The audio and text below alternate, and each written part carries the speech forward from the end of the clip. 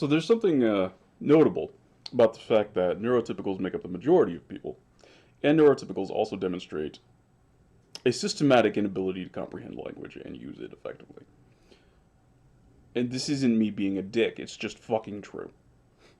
Right? If you're a neurotypical, you're probably never going to be able to comprehend what I just said because of the way that your brain is actually deficient. But if you're neurodivergent and you're like not impaired, not cognitively impaired, but just neurodivergent, you understand exactly what the fuck I just said. Right? So neurotypicals, they love to talk about like how they read so often. Oh, they love nonfiction literature.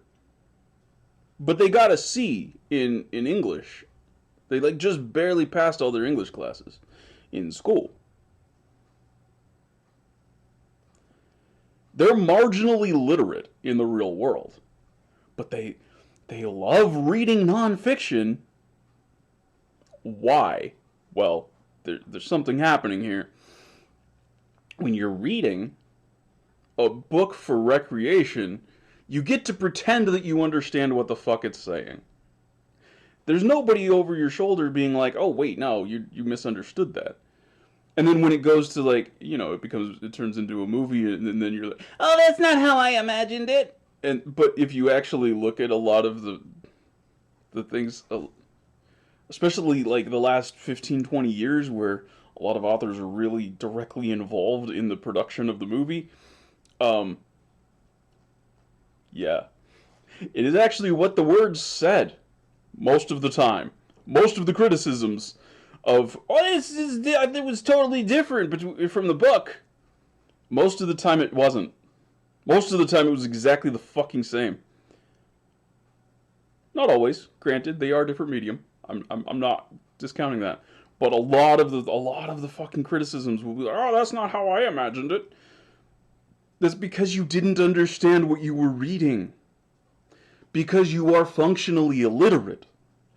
And this comes up in a lot of other situations as well, right? So, like my last video, how a conversation works. A conversation with a neurotypical is shallow as fuck because they cannot follow you actually saying something that's worth saying. A conversation with the neurotypical is small talk. It's never more than that, right? All you're going to be able to do is talk about the weather, how your kids are doing, how many pets you have, whether your car is in the shop or not, the fact that your grandmother is growing corn this year, shit like that. Small talk. Really elementary shit, right? Who's running for president this year? Right? Crap like that, that's just pop culture shit, right? Oh, did you hear the new Lady Gaga song? Right, shit like that. Hello, little fly. But then, as my last video mentioned, they'll criticize that they can't follow what neurodivergent people say. They can't follow a conversation with a neurodivergent person. It's just random.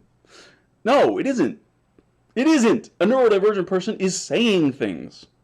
Saying actual things. Right? And I think it occurred to me a moment ago that this is... What the fuck, little fly?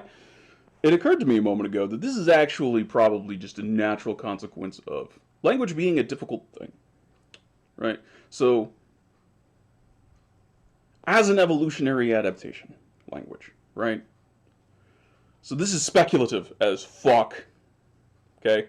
But when you have some new tool like this available to a species, not all individuals are going to be excellent at it. All individuals are going to be more or less capable of it, but probably the majority of individuals are going to be only basically capable of it. And I think that's what is happening with neurotypicals. They are only basically capable of language. They're not really able to both produce and understand it at the same time. They can only do one or the other.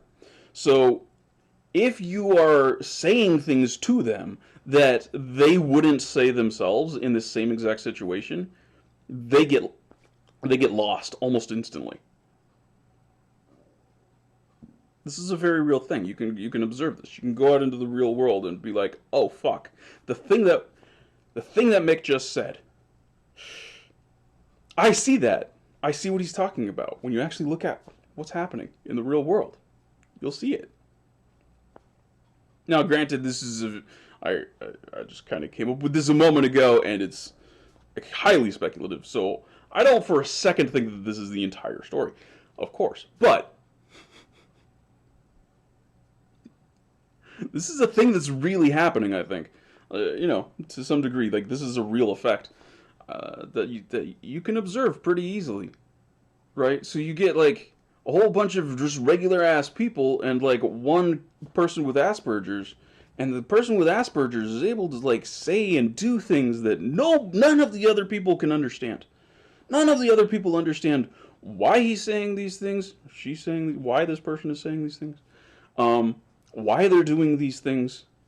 But at the same time, so they'll criticize that person, right, for saying, which is just random. But then at the same time, there will be a degree of appreciation that this person is capable of doing shit that none of these other people can do. Right? This person with Asperger's, this person, whatever neurodivergence they have, they're capable of doing things that the neurotypicals are absolutely not capable of. Because they actually understand how shit works where the neurotypicals do not. And one of the primary ways that this came about is that the neurodivergent person is actually literate. So when they go and they read something, it's probably not going to be fiction, right? Neurotypicals love fiction because it doesn't fucking matter what it says. Neurodivergent people tend not to like fiction nearly as much. Or if they do, it's like really like complicated, flowery, technical fiction, right? You hopefully you understand what I'm saying. But right, so like the kind of person who will just pick up a scientific paper and read it is not a neurotypical because they can't fucking understand it. They're incapable of putting together these words and these sentence structures and understanding like, oh, that actually said something that makes sense. Because all they really know how to do is process things that they would say in the given situation. They can't both produce and understand. They can only kind of do a mashup of the two simultaneously, which is why you get such very strong social mores, sort of like xenophobic feelings towards people who are in any way different from neurotypicals. I think like this actually explains so much that they're just fundamentally not good at using language. They're capable of using language. Like it's no trivial feat to just actually learn English functionally by like 5 years old. Like, that's pretty fucking amazing. But that same individual, if they're neurotypical, even when they're 50, they won't really know how to hold a conversation. Right? They'll be flustered when somebody comes up and says something to them that they haven't encountered before. Especially by that age. It's like, oh God, what is this now? You're crazy. And that's how you get the cranky ass old people, because they're just like, oh, this new generation doesn't understand anything. Well, no, that's not actually what happens here. It's partially what happens here. That is a real thing that, because you have less experience, you don't know all of the things. But it's also that, like, they have different experiences from you, and they're simply trying to express it as simply and directly as they can, and because it differs from your experience, you're incapable of grasping it because you're neurotypical. It's a cognitive impairment. Fundamentally, there's an underlying cognitive impairment here, and we should expect this, right? You should expect that the average individual in a species is not going to be excellent. But the narrative in psychology right now is that the average neurotypicals are the gold standard that we all want to aspire to. That doesn't even fucking make sense statistically. Which, again, is neurotypical logic. That's characteristic of this specific cognitive impairment. You don't understand what the fuck you're saying.